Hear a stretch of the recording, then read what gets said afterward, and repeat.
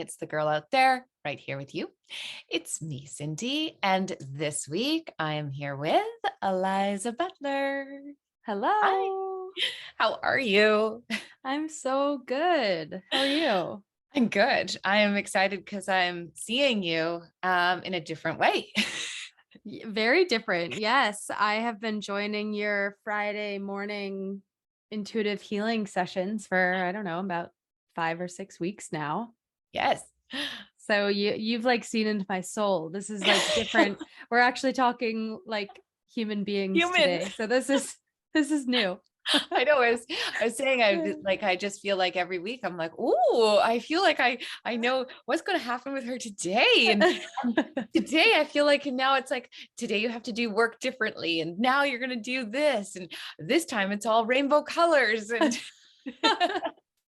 Yeah. No, the first time I ever did it I was actually at a coffee shop because I wasn't in town and I felt so much movement in my stomach and I felt like I was on like an acid trip. Like the colors were like insane that were happening to me. And there's like people sipping their coffee next to me and I have my eyes closed and I'm just like having this entire experience. So yeah, it's been amazing ever since. I know, and it's just so we won't make this all about that, but Yeah. it has been really neat because as I was saying, there seems to be a collective group of you that tend to be there every single Friday. Now some have shifted to the Saturday, but it's so nice because it's almost like no, it's totally like that. I know exactly whose energy I'm working with now, and so I'm like, Yeah. "Ooh, there's Eliza's energy," and I can kind of fit into it and know. And as I say, I work with your guides. And so it's almost like I can feel it again right now.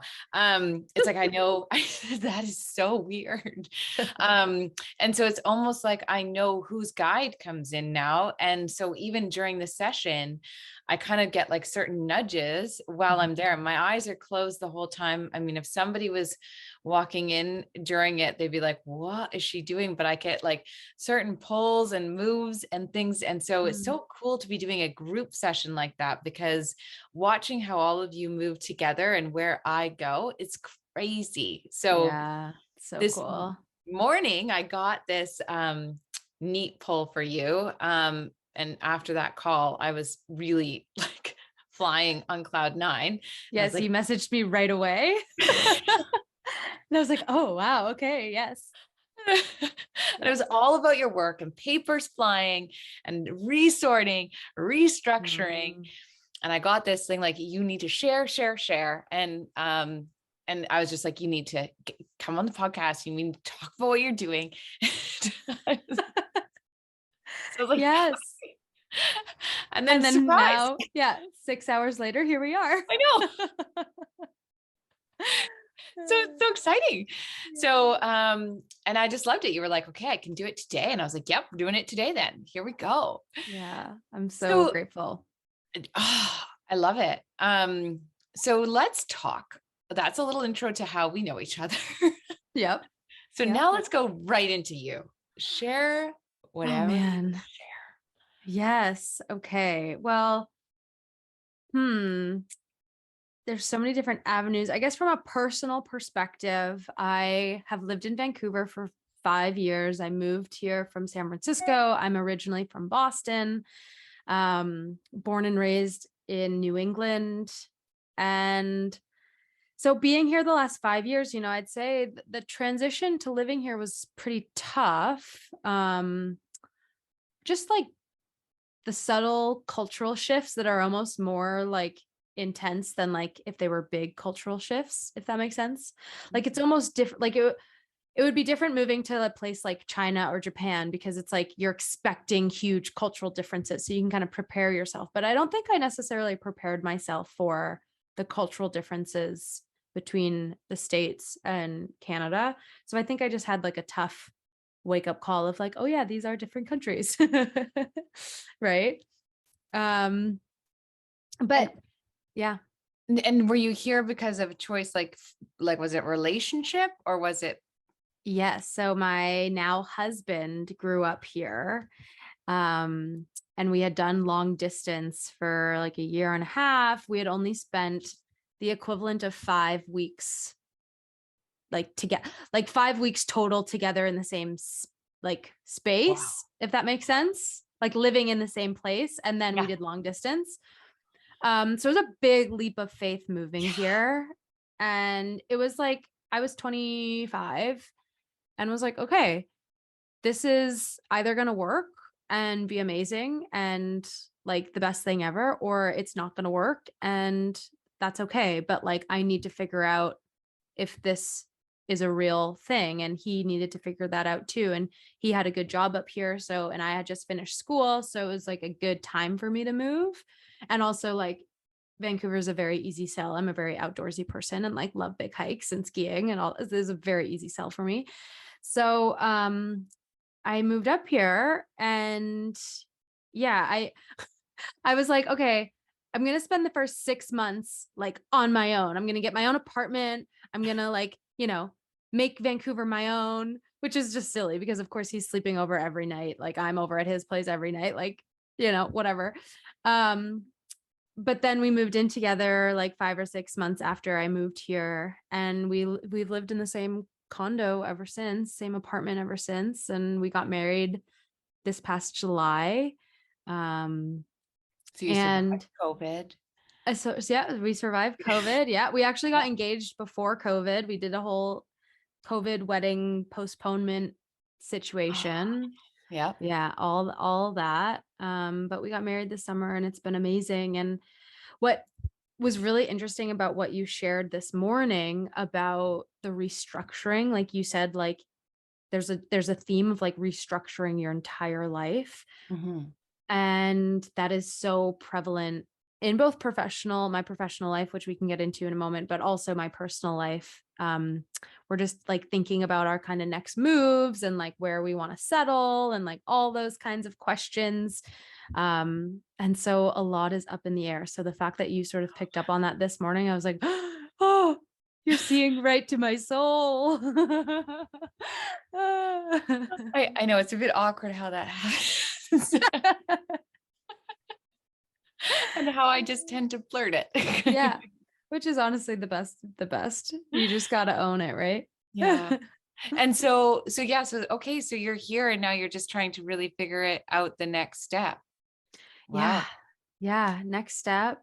And it's really falling in line with my professional life. I just finished my second master's degree in counseling psychology, so now I'm a like registered clinical counselor, psychotherapist.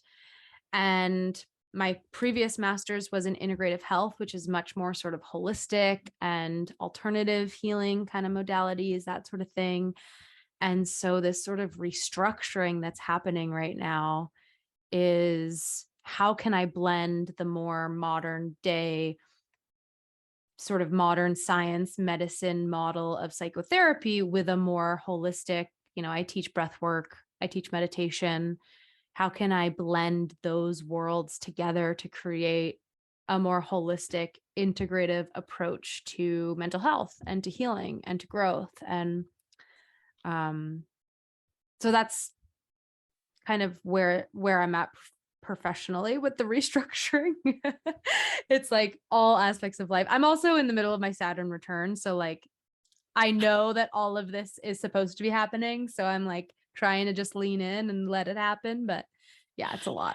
So that's all amazing. Like now I'm just taking all of that information in, and I find it interesting. One, okay, so psychotherapist, right? Mhm. And so you've got the science, right? And the theory behind you. And I love to know more about that. And then the breath work and the meditation, because I feel like I always say, I love to have my feet grounded in logic and my hands open to magic.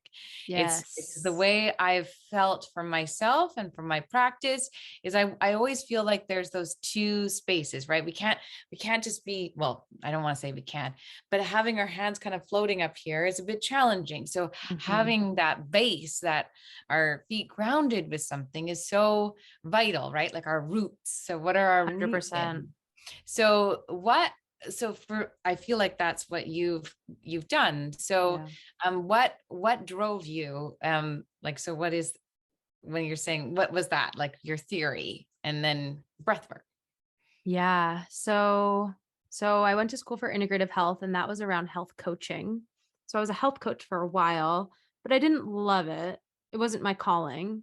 What my calling was to work deeper with people and to talk about past traumas and to talk about anxiety and talk about depression and talk about all these things that were kind of hush hush, especially in my very kind of um puritanical Boston grow like roots, right? Nobody was talking about mental health. Nobody was talking about trauma and childhood past and all these kinds of things. And that's where I really wanted to go with my health coaching clients. But of course, that was beyond my scope of practice as a health coach. And so for me, it was really about ethics and like morally feeling like I had exactly what you said, those roots in the science, in the foundation of ethical standards of practice with people, because these are real serious issues, right? You want to know what you're doing here with these things like trauma and all these things. You hear all the time about people getting re-traumatized from practitioners who aren't rooted in the ethics and the foundation of it. So for me, it was really like I didn't I didn't want to go back and get my counseling degree, but I knew that I had to in order to one, do the work that I wanted to be doing, and two, um like just ethically feel good doing it, right? So there's that, and that's kind of my theory around it. But I couldn't just leave the more alternative kind of magic, as you call it, out of the equation too, because I've personally found so much transformation in the more kind of mystical magic side of things. And so that it like leaving that out of my developing practice now just didn't feel aligned and didn't feel right.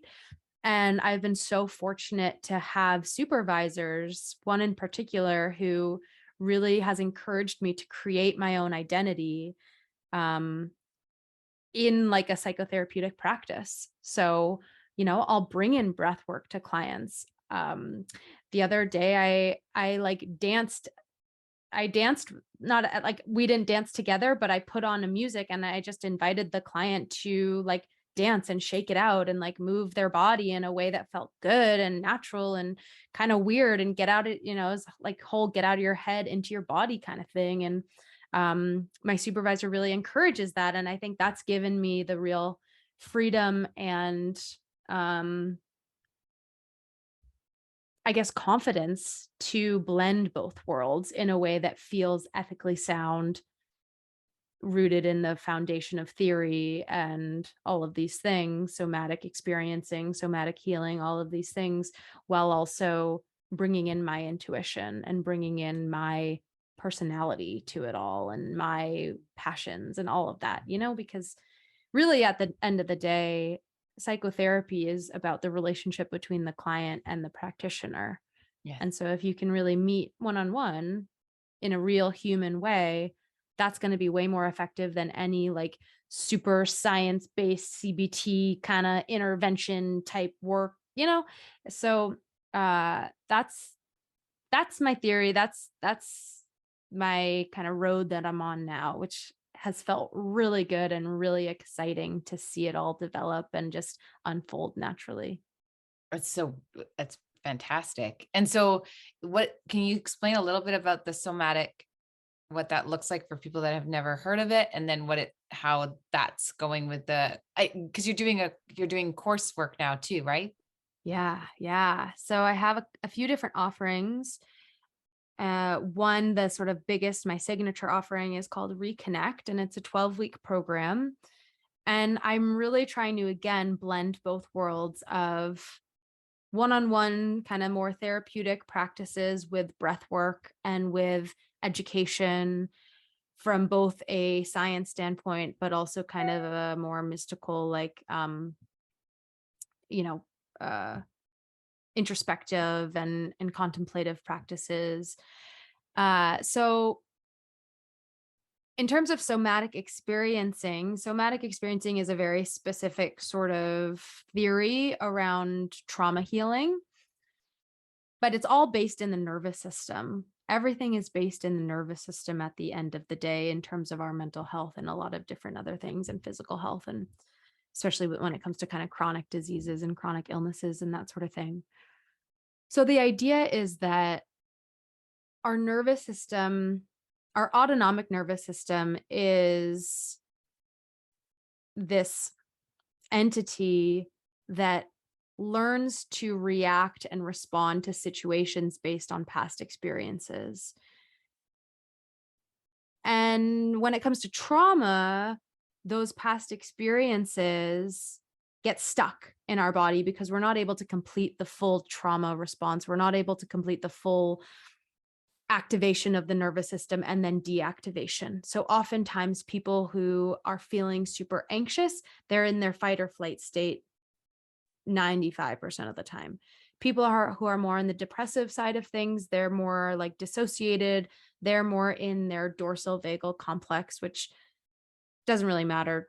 You don't have to necessarily know what that is, but it's just different states of the nervous system, right?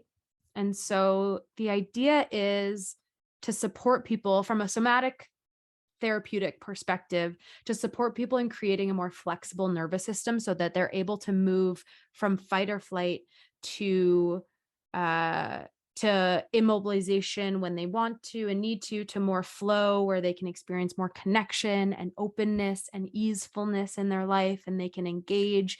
And kind of that flow state is the ventral vagal system. And so it's really all about regulating the nervous system so that you can better respond to challenges and to life events correctly, quote unquote, correctly, or more adaptively, I should say.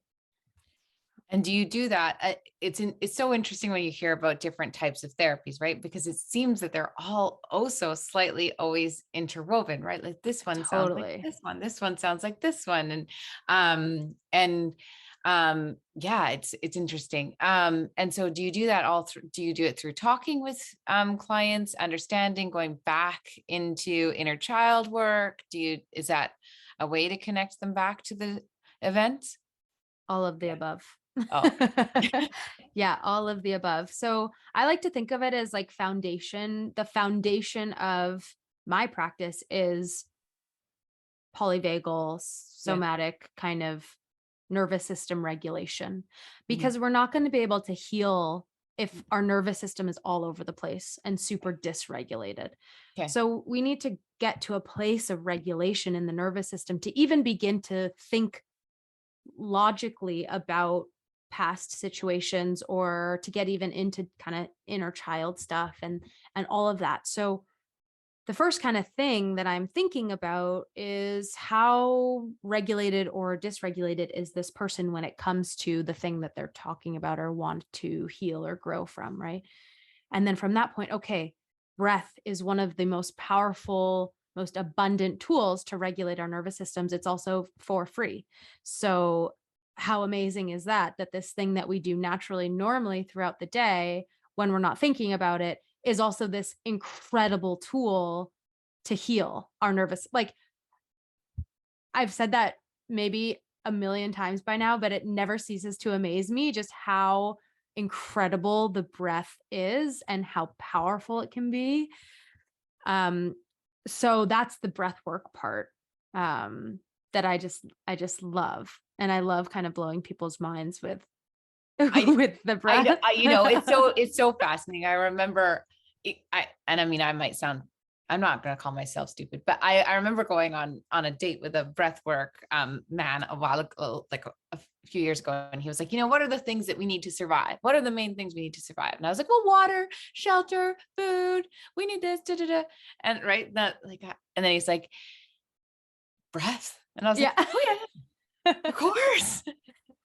Yes, we take and it for granted, you right? take it for granted. Like that. I was like, oh yeah, of course. And he's like, well, within 40 seconds for most people. Right. Like, and so I was like, you're right.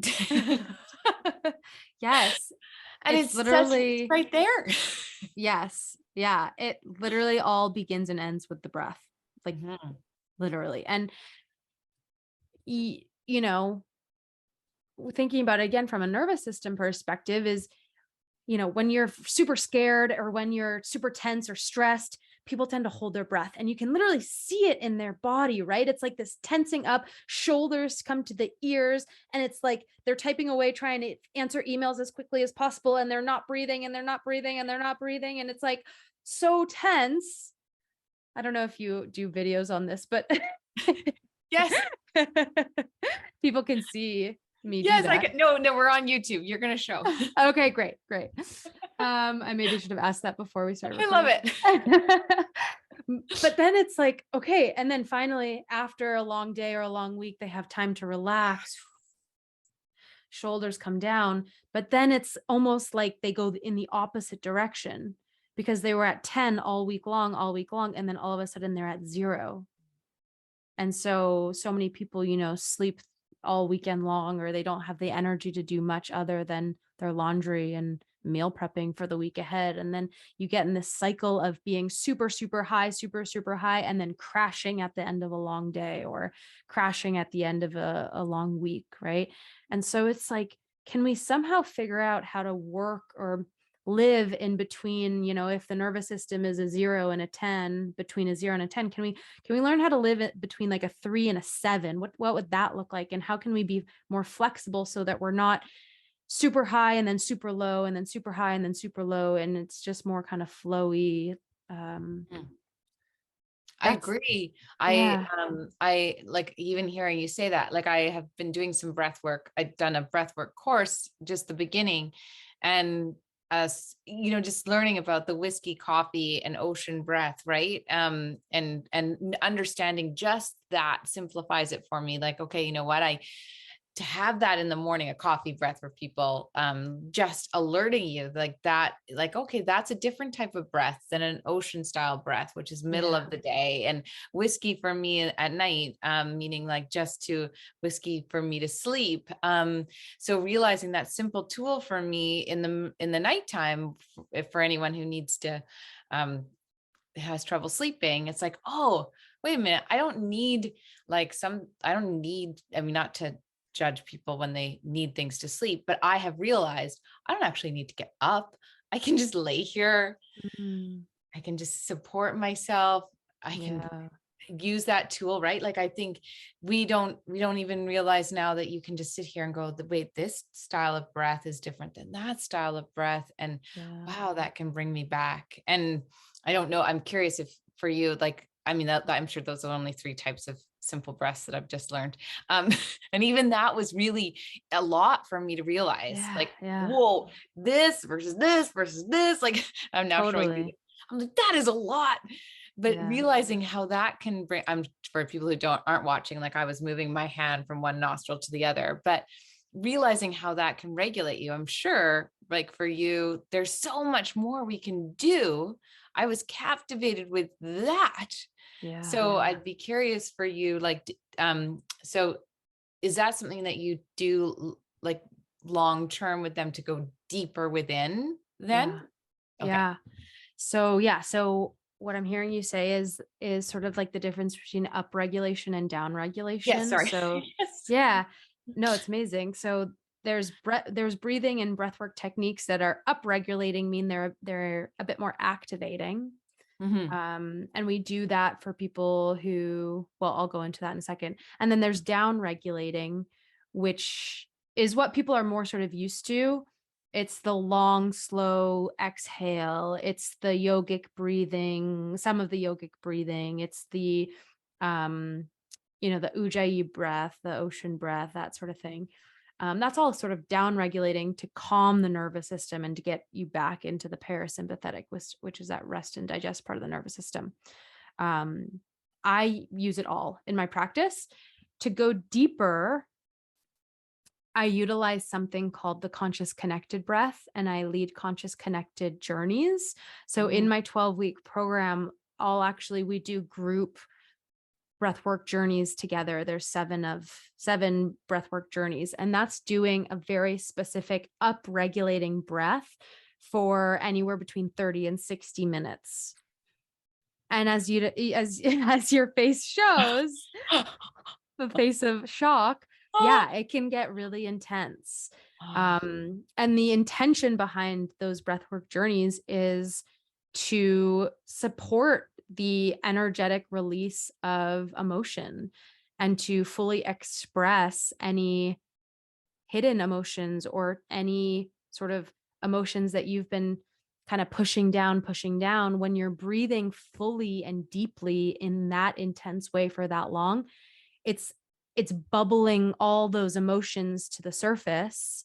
And I've had people that are like, I just started to cry and I don't really know what I was crying about, but there must have been some sort of sadness literally stuck in the cells of my being that wanted to come up and through. um, and that's just been extremely powerful. And the amazing thing about breathwork and breathwork journeying that I love so much, and I think it's such a compliment to talk therapy, is that we don't have to make sense of the emotion. I think talk therapy, where it falls short, is it's all about meaning making. It's all about needing to make sense of emotion or needing to make sense of how you're feeling in your body. Whereas Mhm. breath work invites you into the emotion without needing to attach yourself to the story behind it, the narrative behind it, Mhm. which can be enough. Yeah. I love that. Yeah. I think that's so beautiful. Like you see me like, I want that. I want it. Because I feel like that's the same with energy healing for myself, right? Where some people want to analyze always everything that they're doing through deep energy healing. Yeah. And I feel like it goes together with talk, right? And so many people for me do the same sort of not different than you, but the same, where we connect and talk, and then it's go on go in and go and do deep energy. But Mhm. sometimes they'll be like, well, what does that mean? What does that mean? And I'm like, sometimes it doesn't make any sense, but you're going to cry or you're going to weep, but you're clearing that through. So I Yeah. love this idea. I've watched, I think his name is Tim Morrison. I don't know if you know him, Mm, but no. it's really deep breath work journeys like what you're saying. And I'm so drawn to it because it just seems so vulnerably raw and Mhm. true. So it sounds like what you're doing. I mean, he's, I think, quite like a famous breath work Yeah. person. Yeah, no, I'll check him And out. it, like, I would love to be able to, I'm just so curious about what you're doing, because that it just feels, oh, I definitely Yeah. want to check out these courses. So they're Yeah. you do are you doing them online? Like, would I be alone in my space and then with you? Yeah, so the 12-week course is all online because, like I said, I grew up on the East Coast, so I have kind of community on the East Coast and community in Canada. And Yeah. so I always kind of had like a 50-50 mix of people from out east and people Mhm. in Vancouver area, BC. So it's all online, which is great. And some people really prefer the online space because it is exactly what you said. You're in your own safe space. You're allowed to, feel your feelings in a place that feels really safe. Um, Sometimes I of course do in-person sessions, just kind of one off around different studios in Vancouver. And that's amazing and so profound in its own right and in its own way. I'm trying to figure out which one I prefer, but I guess they're just different. So why do I have to prefer one over the other? And um but I have found that people just get just as much from an online experience as an in-person. Mhm. So it's been really cool to guide people from all over the world to back into their breath and back into the own wisdom of their body. And it's, yeah, it goes to sort of what the work you're doing too, where you're talking to people's guides and ancestors and that sort of thing. And I think to go back to not needing to make sense of it, it's like some of this stuff isn't yours, but it's stuff that you're carrying intergenerationally through your DNA, through your energy, through all of these things. And so it's a clearing of that too. Like it's it's similar kind of to what, the Friday morning thing. And I actually find myself when I do your Friday mornings, I end up doing the breath work pattern. And so it Mm. ends up kind of I sort of bring that in and it feels really good to do that. But anyway, that's a little bit of a tangent, but No, it's yeah, amazing. I love it. It's so beautiful, so powerful. And it also is so simple. And it Mhm. doesn't have to be this big, intense, like you'll see a lot of videos on TikTok and stuff of breath work. And it's like these people having these huge cathartic experiences. And that's okay. And that's fine.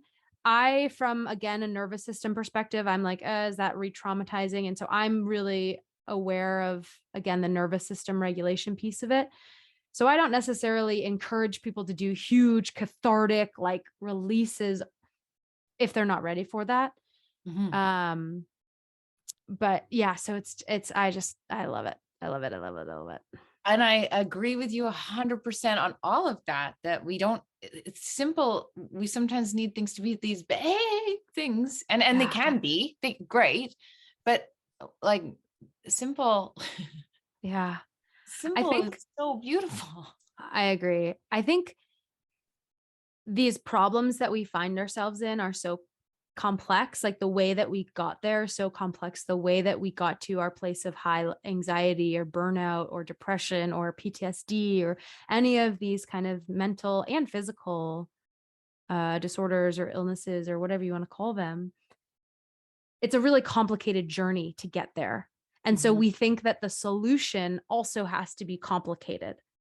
But it's like, why are you fighting fire with fire? It's like, let's actually bring in some water and create that simplicity. The answer is in the simple tasks, the simple day-to-day sort of practices of it, and the intention and it to me, it's like the solutions are actually quite simple. It's our Yeah. mind that's trying to complicate them.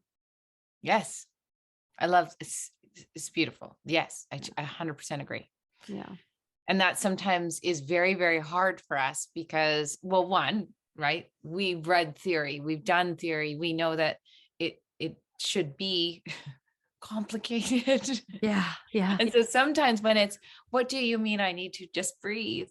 And then like I think for an example, I was running a circle the other night and I just said, everybody, if we just can ground ourselves for 2 minutes, and everybody, you could see everybody just kind of go and Yeah. just in the 2 minutes, I was like, everyone's like, oh wow. I was like, if we just reminded ourselves to do that. Yeah. No, Yeah. we actually sometimes need other people around us, me included, Hmm. to just go, oh wow, like in 2 minutes we grounded ourselves just by simply just taking in a moment, Yeah. being present. Yeah. We Totally. don't have to carry the whole world every single day. But like you're Yeah. saying, right? It can be very simple. Yeah. I think I've just recently sort of begun to learn that lesson as a practitioner, like as a group facilitator, Mhm. because I think for so long I was like, I need to create these life expansive, transformative experience for people. And I would just bombard them with information and I would like, it's like, no, people just need presence because they don't have that in their day-to-day life. Yes. And this more simple you can be with your any practitioners or any facilitators listening right now, the more simple you can be with your messaging is the more simple you can be with your experience that you provide for people, and Yes. really just focus on providing a safe space or a brave space for people to Oh, explore their inner worlds. Like that's really the important thing. But a our egos brave can get in the space. way. I really Yeah. like that. Yeah. Yeah, I really like it. It's more of a trauma-informed saying because we can't guarantee a safe space for everybody. And so I like the term a brave space because when you're entering a brave space, you're you're you're choosing to explore and dive deep and not know what's going to come up, but you're being brave and being there. That is so true. Yeah. It's totally, yeah, dipping your toe into something, knowing that you're being brave about it. I really love that. I really Yeah. love that. Yeah. And another thing that came up the other night with the group I was working with is when you have a group together of people that are really committed to show up, and they said it's like creating wishcraft.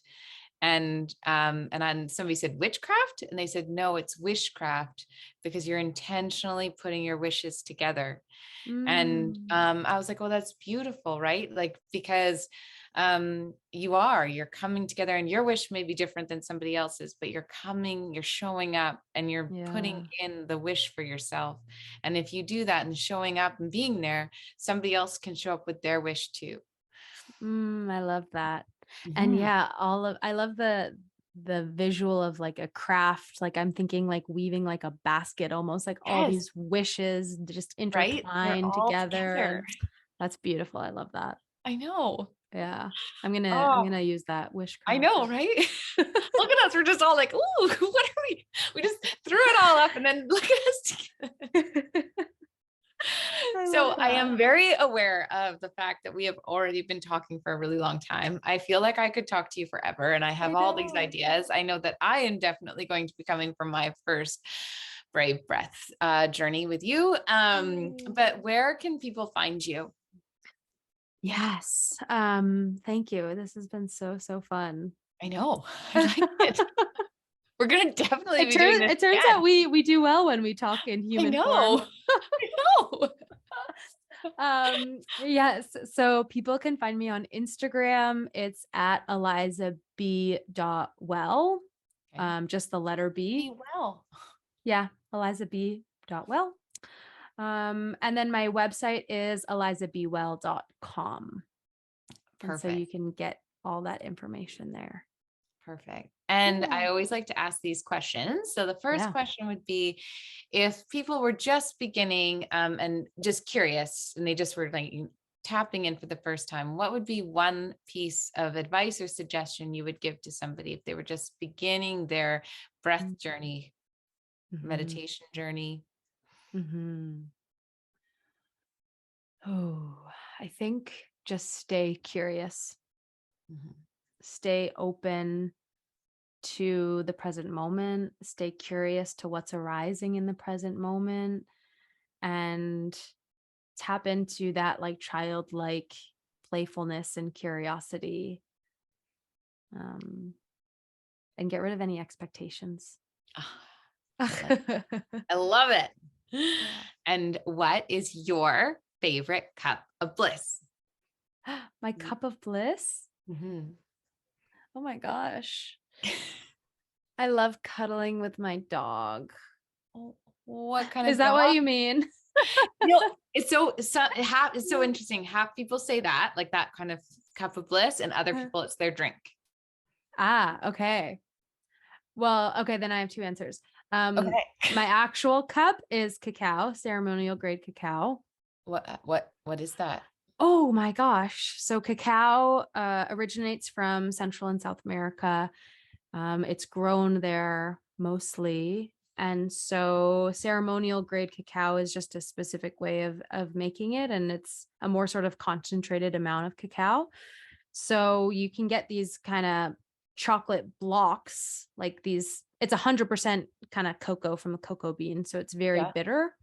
Um, and then you chop up the chocolate or the cacao, and then you put it in hot water and it melts, and you put in some cinnamon, some nutmeg, cardamom, cayenne. I have like a little whole concoction Yes. with some maple syrup, and then I'll use it in ceremony. It's a really deep intentional sort of heart opener. It's a plant medicine that I love, and I'll have it once or twice a week in the mornings because there's kind of caffeine in it. Yeah. Um, and I love it. Like my husband and I will do a little ceremony with cacao before we need to have a really intense conversation, just to stay more present and open through the heart space. I'll do it if I'm having like a big creative day and need to stay in my heart rather than in my head. Um, yeah, it's great. That is, I really like that answer. Yeah. I love that. My friend Christine, who's on Salt Spring Island, sources her own cacao that she sells, and she sources it from a really sustainable local farm in Guatemala, who they employ women who are in like living in a shelter, and they employ women to create this cacao, and it's this amazing thing. So definitely in the show notes or whatever, I can link Yes, if you can link. link Yeah. that, that would be amazing. Yeah. Shout out That was Christine. not what I was expecting. So thank you. And Yeah. what's your dog's name?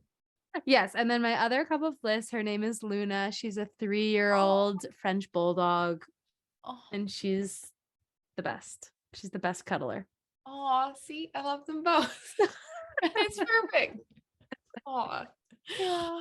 okay. Well, I was not expecting this at the end of my day on a Friday, and Same. thank you. That Yeah. was This is so lovely. this has been so amazing, and it's Yes. so fun to. You started off my Friday really well, and you ended my Friday. What a Friday. This We are was blessed. fantastic. So thank you. Thank you so much, Cindy. This was Yes. amazing. No, I really appreciate it. And I cannot wait for people to hear about this from my audience, because I'm sure so many, it's just a beautiful way. And trust me, I am now going to be connecting about my breath journey, because yeah, Yay. this is great. So thank you so much. Yeah. Thank you, Cindy. Thank you. Bye. Bye.